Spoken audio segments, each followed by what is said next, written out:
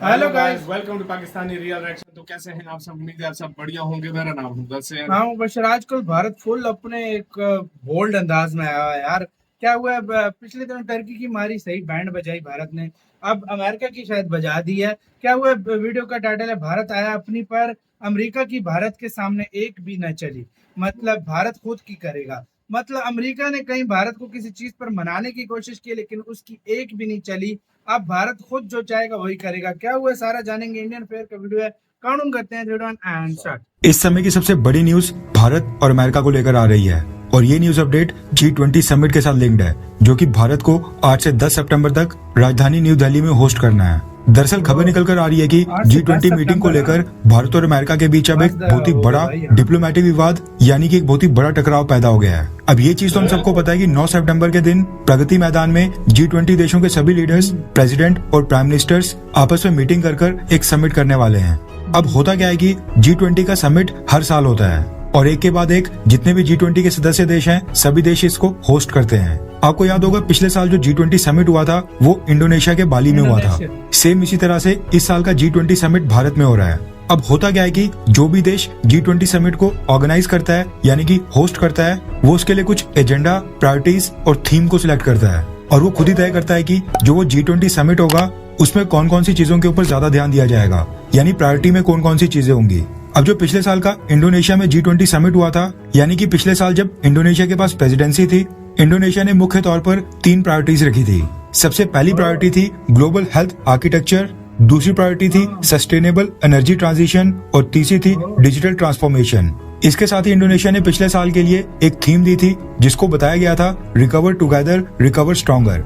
अब आपको पता है कि पिछले साल दुनिया के सभी देश कोविड-19 के आफ्टर इफेक्ट से बाहर आ रहे थे, इसलिए जो इंडोनेशिया की थीम थी वो भी उसी से संबंधित थी। मगर हुआ क्या था कि जो G20 का समिट इंडोनेशिया में हुआ था वहाँ पर यूक्रेन और रशिया का मसला काफी जोरों शोरों से उठाया गया था और G20 में जितने भी वेस्टर्न कंट्रीज हैं इन सब ने रशियन प्रेसिडेंट व्लादिमीर पुतिन की काफी आलोचना की थी और अपनी स्पीच के दौरान रशिया और यूक्रेन का मुद्दा उठाया था। इसके साथ ही इंडोनेशिया ने अमेरिका के प्रेशर में आकर यूक्रेन के प्रेसिडेंट व्लादिमीर ज़ेलेंस्की को बाली में G20 की मीटिंग को ऑनलाइन वर्चुअल मोड से संबोधित करने की भी परमिशन दी थी, जबकि यूक्रेन तो G20 का सदस्य भी नहीं है। अब सेम इसी तरह से जो भारत के अंदर G20 हो रहा है उसके लिए भारत ने थीम सिलेक्ट की है वासुदेव कुटुंबकम की और भारत का स्लोगन है one earth one family one future, जो दर्शाता है कि भारत का विजन इंटरनेशनल कोऑपरेशन और पूरी दुनिया की एक इंक्लूसिव इकोनॉमिक ग्रोथ को लेकर है और साथ में जो डिजिटल ट्रांसफॉर्मेशन है उसको पूरी दुनिया के कोने कोने तक पहुंचाने का है। साथ में क्लाइमेट चेंज को लेकर भारतीय सरकार पूरी तरह से प्रतिबद्ध है। अब ये सारी चीजें भारत ने तय किया है कि हम जो अपनी इस साल की G20 की प्रेसिडेंसी होगी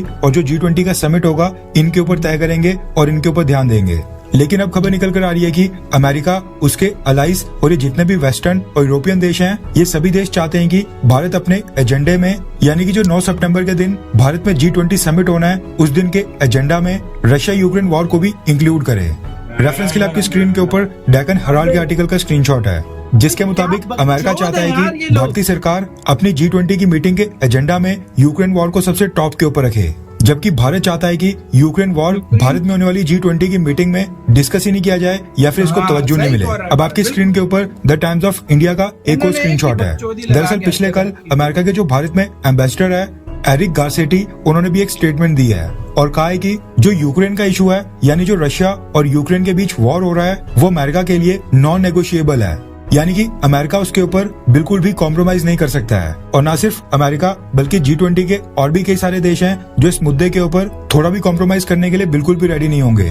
अमेरिका के भारत में जो एम्बेसडर हैं उन्होंने अपनी स्टेटमेंट में ये भी कहा कि कुछ प्रिंसिपल्स यानी कि कुछ सिद्धांत ऐसे भी होते हैं जिनके लिए लड़ाई करना बिल्कुल सही होता है और अगर हम आज की डेट में unprovoked aggression, crossing of border and ignoring sovereignty इन सब चीजों को इग्नोर करते हैं तो फिर हम इससे कैसा एग्जाम्पल सेट करेंगे। इसलिए हम आशा करते हैं यानी कि अमेरिका आशा करता है कि भारत अपनी G20 की मीटिंग के दौरान ये मैसेज कन्वे करने में पूरी तरह से सफल होगा और एक ऐसा कंसेंसस और मैकेनिज्म लाने में सफल होगा जो उस देश के खिलाफ होगा जो बाकी देशों को मानने से इनकार कर रहा है। यानी इनडायरेक्टली अमेरिका ने और अमेरिका के जो भारत में एम्बेसडर है उन्होंने कहा कि उनको आशा है कि भारत अपनी प्रेसिडेंसी यानी G20 की मीटिंग के दौरान रशिया के खिलाफ यूक्रेन वॉर के इस मुद्दे को भी अपने एजेंडा में शामिल करेगा और G20 के सभी सदस्य देशों के बीच एक राय बनाने में सफल होगा। अब चलो, ये अमेरिका और ये जितने भी यूरोपियन और वेस्टर्न देश है, ये सब ये चाहते हैं, लेकिन G20 की मीटिंग में एजेंडा क्या होगा ये आखिरकार भारत को डिसाइड करना है, क्योंकि भारत G20 का होस्ट है, यानी इस साल की प्रेसिडेंसी भारत के पास है। अब चलो, अमेरिका ने सामने से भारत के सामने अपनी डिमांड रख ली। अब इसके ऊपर भारतीय सरकार का क्या कहना है, वो चीज भी पिछले कल सामने आ चुकी है। और जो भारत के G20 के लिए शेरपा हैं, यानी कि अमिताभ कंठ सर, उन्होंने भी एक स्टेटमेंट जारी की है और अमेरिका की इस डिमांड के ऊपर बिल्कुल फुल स्टॉप लगा दिया है और ये इशारा कर दिया है कि भारत रशिया के खिलाफ बिल्कुल नहीं जाएगा। सबसे पहले तो मैं आपको बता दूं कि अमिताभ कंठ सर हैं कौन। आपकी जानकारी के लिए बता दूं कि भारत में जो इस साल का G20 समिट हो रहा है, जो भी G20 की प्रिपरेशंस हैं और जो भी मीटिंग्स हो रही हैं, जितना भी एजेंडा तय किया जा रहा है, इन सबको हेड करते हैं अमिताभ कंठ सर, जिनको भारतीय सरकार की तरफ से G20 के लिए शेरपा अपॉइंट किया गया है और ये डायरेक्टली भारत के प्रधानमंत्री नरेंद्र मोदी जी को रिपोर्ट करते हैं। रेफरेंस के लिए आपकी स्क्रीन के ऊपर डेक्कन हेराल्ड के आर्टिकल का स्क्रीनशॉट है। दरअसल भारत के G20 शेरपा अमिताभ कंठ सर ने कहा है कि रशिया यूक्रेन वॉर की तरह के जो जियोपॉलिटिकल कॉन्फ्लिक्ट होते हैं, बेहतर ये होगा कि इनको यूनाइटेड नेशंस जैसे मंचों के ऊपर जाकर एड्रेस किया जाए, ना कि G20 में आकर, क्योंकि G20 एक इकोनॉमिक बॉडी है, यानी एक इकोनॉमिक मंच है जहाँ पर हम ग्लोबल इकोनॉमिक ग्रोथ को प्रमोट करते हैं। अमिताभ कंठ सर ने कहा है कि G20 एक इकोनॉमिक बॉडी है और ऐसा संगठन है जो दुनिया भर की अर्थव्यवस्था की ग्रोथ के लिए बनाया गया था, जबकि अगर पॉलिटिकल बॉडी की बात करें तो यूनाइटेड नेशन है, यानी जितने भी जियोपॉलिटिकल मसले होते हैं उनको यूनाइटेड नेशंस यानी कि संयुक्त राष्ट्र में जाकर वहाँ पर डिस्कस किया जाना चाहिए। और जो ये वॉर है, जो ये रशिया और यूक्रेन के बीच युद्ध चल रहा है, ये कोई भारत ने स्टार्ट नहीं किया है। इसलिए भारत का मानना है कि जितने भी डेवलपमेंटल इश्यूज होंगे उनको हम फोर फ्रंट के ऊपर रखेंगे। उन्होंने आगे कहा कि भारत इस समय दुनिया की 5वीं सबसे बड़ी अर्थव्यवस्था है और जल्दी हम साल 2027 तक दुनिया की 3री सबसे बड़ी अर्थव्यवस्था बनने वाले हैं। ऐसे में भारत के लिए कई सारी इकोनॉमिक प्रायोरिटीज हैं जिनको भारत इस साल एजेंडा के ऊपर रखेगा। अब जो ये भारत के G20 शेरपा यानी कि अमिताभ कंठ सर ने स्टेटमेंट जारी की है, ये अमेरिका की मांग के ऊपर बिल्कुल फुल स्टॉप है और इसको अपने आप में काफी स्ट्रॉन्ग स्टेटमेंट माना जाएगा। लेकिन दिक्कत यह है कि 9 सितंबर को जब प्रगति मैदान में G20 सदस्य देशों के लीडर्स, प्रेसिडेंट और प्राइम मिनिस्टर्स वहां पर आपस में मीटिंग करेंगे और जब 1 बाय 1 उनकी बोलने की बारी आएगी तो I am sure America, UK और ये जितने भी वेस्टर्न और यूरोपियन देश है, इन सब के प्रेसिडेंट और प्राइम मिनिस्टर्स और ये जितने भी वेस्टर्न लीडर्स होंगे, ये रशिया और यूक्रेन वॉर के मसले को इस बीच जरूर लाएंगे और अपनी स्पीच में रशिया या फिर रशियन प्रेसिडेंट व्लादिमीर पुतिन का नाम तो जरूर लेंगे और उनकी आलोचना भी करेंगे। लेकिन फिलहाल के लिए भारतीय सरकार ने एक चीज बिल्कुल साफ कर दी है कि जो ये रशिया और यूक्रेन वॉर का मुद्दा है, ये भारत के लिए प्रायोरिटी बिल्कुल भी नहीं रहने वाला है और 9 सितंबर के दिन G20 की मीटिंग के दौरान इसके ऊपर डिबेट करना, वेस्टर्न देश इस चीज की उम्मीद भारत से ना ही लगाएं तो अच्छा है।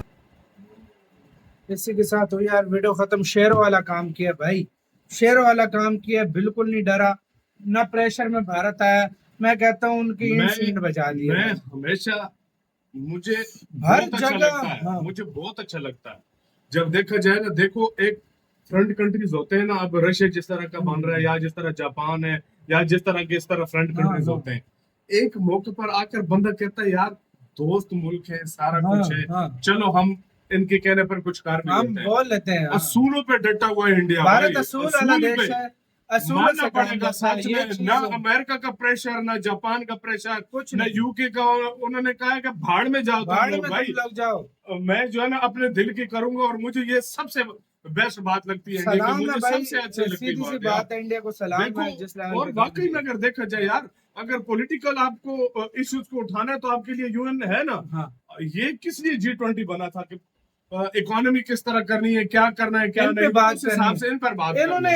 हाँ, 2022 से एक ही बकचोदी लेके पहले में और दुनिया के तुम्हें मसले याद नहीं आते। तुम्हारे पास गोरी चमड़ी वाले यूक्रेन को पंगा हुआ है तो भाई यूक्रेन को, यूक्रेन ये वेस्टर्न कंट्रीज यूक्रेन के सदर को भी नहीं बुलाया। यूक्रेन से पैसा खाई जा रहा है और ये भाई बकचोदी फैली जा रहे हैं। वो तो वॉर रोकते ही नहीं, इतना पैसा उनको मिल रहा है। उनके लीडर पैसा चाट रहे हैं। मैं कहता हूँ इतना पैसा कमा रहे हैं वो, तभी तो वॉर नहीं रोक रहे भाई।